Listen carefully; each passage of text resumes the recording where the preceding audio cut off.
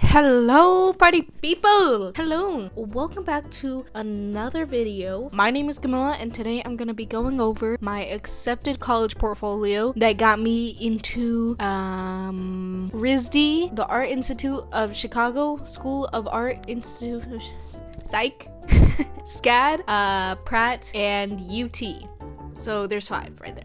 I'm just gonna be walking through, all the pieces that I put in there, some tips that I found useful when I was putting together my portfolio, and I'll also list some of my extracurriculars and maybe throw in my GPA/SAT score in there. I always found that a little helpful when I was looking at the college portfolio videos. I have some timestamps below if you want to follow along. If you want to skip to some parts, go ahead. The world's your oyster. Let's hop into it. Okay, so first I want to say that I wasn't the brightest kid. Actually, you know what? I'm not gonna downplay myself like that. I got good grades. I get good grades in school. Okay, sure, I have some B's in the mix, but a B never hurt anybody. Okay, I think my GPA is a 3.9. I think is high. That's unweighted, I think. I actually don't really know how a GPA works at all, but the reason that I have a higher GPA is because of my AP classes. So I took AP Spanish 4, AP Statistics, AP Environmental Science, and then 3 art APs, which is AP Drawing, AP 2D, AP 3D. The art ones are a little bit easier for me because I like to make art. I will say that I almost failed statistics and I got a 2 on that AP exam, and AP Spanish 4, I'm fluent in Spanish, so it was easy. Those are some of the classes that I took. I don't know, I try to do the bare minimum. Like, I'm not even taking a math this year. So the first time I took the SAT, I got a 1220, which isn't horrible. I mean, for me it's good. I was like, yes, I got a 1220, like, yes. But all my friends got a much higher score. Then I took it again and then I got an 1190. So I stuck with the 1220. A 1220 isn't even a bad score. Extracurriculars, I don't really do much besides art. I'm in NHS, National Honor Society, and the National Art Honor Society. That's it, pretty much. I've won a couple of art competitions too. Last year, I won 3 national gold medals and 1 silver medal last year for the Scholastic Art and Writing Awards. And then this year, I got 6 gold keys for regional. And spoiler alert, I did not place nationals this year. So, I guess I peaked last year, which is awesome. In my state, we have a state art competition. So you do a regional thing and then you can advance to state and win a gold seal, which is the highest honor, which I won 2 last year, which is epic. I was a Young Arts Merit winner last year and I was an honorable mention this year. I think that pretty much covers my extracurriculars and stuff like that. This isn't me trying to brag. Whenever I was watching college portfolio videos, stuff like this really helped me. I hope maybe it helps you. Maybe. Oh, I was also published in the New York Times, which I forgot to mention, for a painting I did about COVID. Most of the portfolios that I submitted were exactly the same, but some of them you needed a little extra stuff, but it's pretty much the same thing. Some tips that I learned just by talking to people and watching videos: it helps to put your best pieces first and last, and kind of the crappy ones in the middle. So that's kind of what I tried to do. But it also helps if you have a series, or if a lot of your pieces have that same theme. It helps to group those together rather than have them all separated. I did an AP portfolio last year centered around COVID, so I put a lot of those into my college portfolio. So a lot of those are just grouped together in the beginning. I also put in some observational drawings because most of the colleges required an observational drawing, which is basically working from life. And I still don't know where I want to go, so that's really exciting. So if you know where I should go, leave a comment down below. But seriously, I don't know where I'm going. A lot of these are also self-portraits because it's easier. I need to take my own references, and using myself is the easiest for that. And a lot of my paintings are personal, so it would be weird using somebody else for one of my experiences, if that makes sense. So that is why I do self-portraits. Not because I'm a narcissistic freak. I need you guys to understand it, please. I can't go through this anymore, please. So for each piece, you have the option of writing a little excerpt, or like a little description about your painting or piece or whatever that you're submitting. I'm not gonna read the whole thing for each one, but in each one I described what the purpose or like the meaning behind the piece was, kind of what I was trying to express with each piece or what my goal was. And then I also explained why I used the materials that I did and how I used it. All right, let's get into it. The first piece that I put in is called Media Overconsumption. You may have seen it before. I did a whole video. Most of these you can see me like actually working on this channel. This one is 18 by 24 inches and I used acrylic paint and colored pencils, and it's on like a thick paper.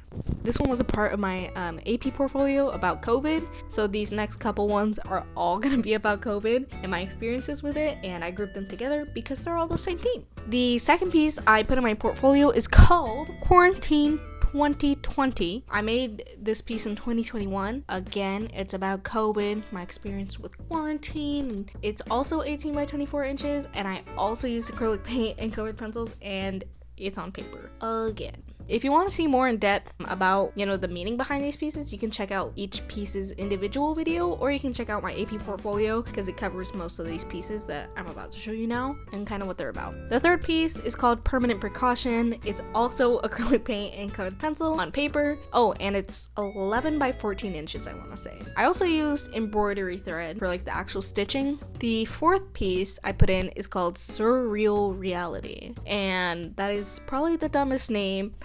Probably the stupidest name ever. That one is like, I think it's 12 inches by 36 inches. It's huge. It's like boom. I also used acrylic paint and colored pencils for that one on paper. It's a little wrinkled because it did break at one. It was the whole thing. You can watch the video. What are we on, 5? The fifth piece is called The New Norm, and it's oil paint, and I think it's also 18 by 24 inches. I also tried to group together the pieces that kind of use the same materials and then, throw in like one with a different material so it wasn't just like the same the whole time. I don't really know. I mean, I just kind of like guessed on like how to put my portfolio together. So that's why I'm doing this video, to try and help out some people. The sixth piece, I have it right behind me, called School During a Pandemic. I actually made this my sophomore year before I even took AP art or whatever, and I just included it in there later. But it's just a painting of my classroom during the pandemic, hence the name. And it's also one of the first times that I actually did acrylic paint and colored pencil, and I think it's 11 by 14 inches. The seventh piece is called Is It Over Yet? I think this might be one of my most popular paintings, maybe. This one's acrylic paint on canvas. Again, it's about COVID, surprise, surprise. And it's 18 by 24 inches. Yeah, we're killing it. We're killing it. So I completely forgot about a piece, and I don't know what number we're on. So I'm just gonna tell you what piece it is really quick. It's called Don't Skip School. This one's 11 by 14 inches, and it's also acrylic paint and color pencils. Who would have guessed it? I thought it was a lot of fun. I had a little fun with it. And the calendar in the background was pretty cool. So shout out to my teacher for giving me that idea. Then we have Sweet 16, which I also really like this piece. I don't know why, it just holds a little dear little place in my heart. This one is 24 by 30 inches, and I used acrylic paint on canvas. Yeah, I don't know why I like it so much, actually. It's just, I don't know. The last piece that I included that was a part of this COVID series is called All the Space I Need, and it's 22 by 28 inches. It's acrylic paint on canvas. For RISD, you had to show kind of like your process, kind of like how you came up with the idea and sort of like your planning and your sketches before you started. So for this picture or slide, I included like the final piece and then also like the sketch beforehand. Moving on to my observational pieces. For this piece, I actually made it for my portfolio. All the other ones, I made it for like school or I made it on my own time and stuff like that. This one I actually set up like a still life with charcoals, and I don't remember the last time I did a still life with charcoals. I don't even remember ever using charcoals, I'm gonna be completely honest with you. And it's 8.5 by 8 inches. I included stuff that I thought would be fun drawing. The very iconic shoe. I feel like if you're doing a still life, you kind of include like a shoe in there and a vase of flowers, of course. And then I included some Lego pieces that are also simultaneously Minecraft little figures, or like Minecraft Lego figures, and a lime. Cause I love limes. Lemonade, lemonade, lemonade, lemonade. For this next observational piece, I created this by looking in the mirror. So I literally sat in front of my mirror and I just drew myself. I was just like this. Pretend you're the mirror, okay? Okay, here I am.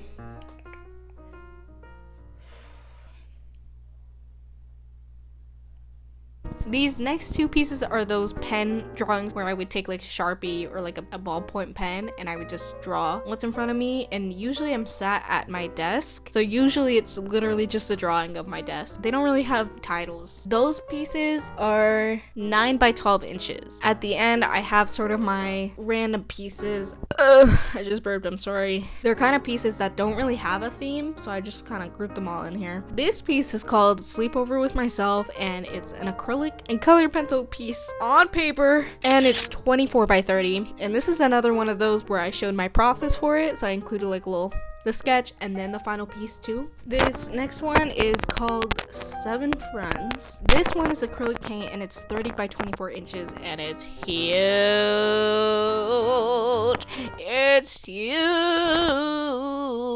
Then I added a self-portrait in for good measure because I haven't done enough self-portraits. This piece was actually just for me to practice with oils, so it's an oil painting and I think it's 18 by 20? 18 by 14 inches. It's a little smaller. I just threw that in there because I don't have a lot of oil pieces. They're mostly literally acrylic. Should I have done that? I don't know. Did I get in? Yes. So does it matter?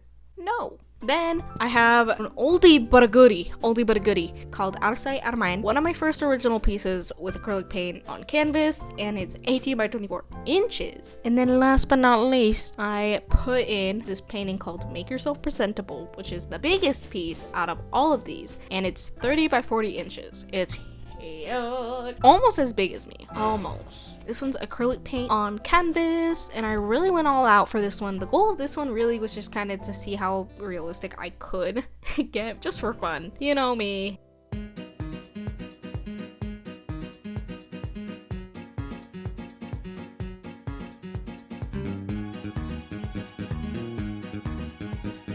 So that's kind of the end of my portfolio. Thank you so much for watching. I really hope that you guys learned a little something, maybe got some tips, maybe got inspired to get out there and paint, because painting is fun. It's fun, goddammit. It's fun, okay? I don't care what you guys say. Okay, see you guys later.